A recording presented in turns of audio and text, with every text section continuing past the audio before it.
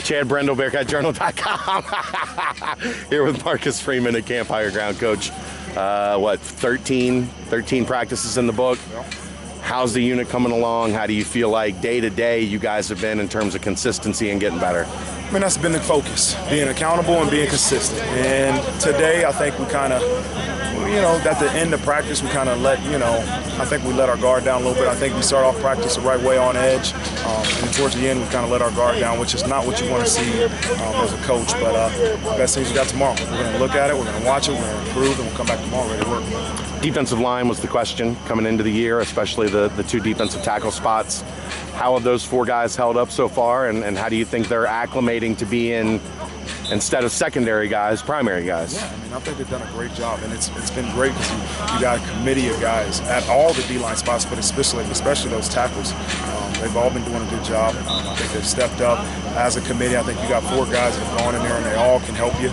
They all can do their job, and I think it's going to be that way moving forward. It'll be a committee.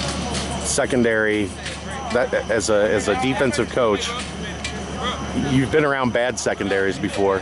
How do you sleep better at night knowing you've got Kobe and Wig and Derek and those guys to help you out at the back end? Yeah, because I think you got guys that have done it. And that's the thing that you look for, guys that are veterans, guys that are leaders, guys that do things right. And our secondary's done a great job, man, and especially those corners, those safeties. You can tell they're a tight unit. They're leading those young guys. They're coming out and they're practicing like pros, practicing like adults, man. And it's been good to have them out there. How cool is it to see a guy like Taj Ward? He came into the spring kind of buried. There were injuries. He got kind of forced into action, used all those reps, and now has used it to come out here and be pushing to be a first-team guy. As a coach, that's got to be awesome to see. You're looking for depth, and I think with Cam being, limited a little bit and Arquan being limited a little bit, it's been great to see Taj step up and show that he can be a guy that we can count on. That's what you're looking for, guys you can trust, guys that can go out there and do their job and play really hard, and Taj is one of those guys.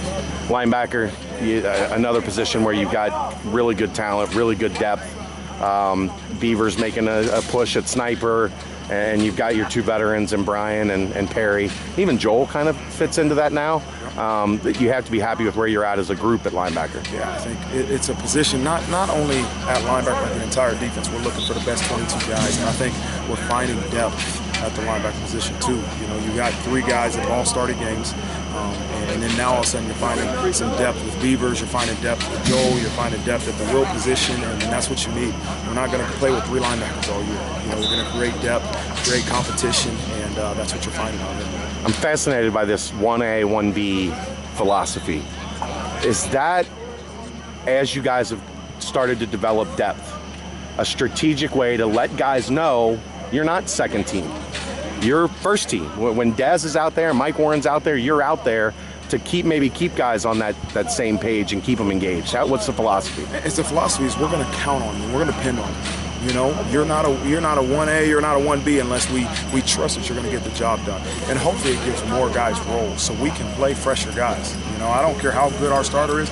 I think the 1B that's fresh is going to be better than the 1A that's tired. And that's what we're trying to create, man, is that depth where we can, no matter who's on the field, one, you're going to know they're going to do the job, but two, they're going to play really hard because they're fresh. Real quick, before I let you go, there's been a lot of talk about the offense, and especially the depth and quality of talent at running back and tight end. Those guys have all had really good camps. As a defensive coordinator, for teams preparing for you, how tough is that going to be that there's so many guys that can hurt you so many different ways, especially in those two rooms? Yeah, you saw it out there today. I mean, all of a sudden they have four tight ends on the field, and we're figuring out what the heck we're going to do on defense, because all of a sudden they're tight, and they flex out wide, and any one of those tight ends create a mismatch out there in space with a linebacker. So we have to figure out exactly what we're going to do in these next couple of days when we play our offense, but I think it's going to create a lot of issues for opposing defenses, man, because they're so multiple, and those guys can block. They're tough in the run game, and they also spread out and catch it deep on you. How good has Des been at camp? What kind of camps he having? He's consistent in what he does, but the best thing he brings is the leadership aspect.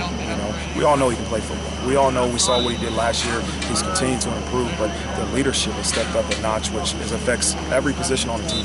He's not just leading the offense, he's leading the team, and you can see guys following him. All right, thanks, Coach. Go get to watch some tape.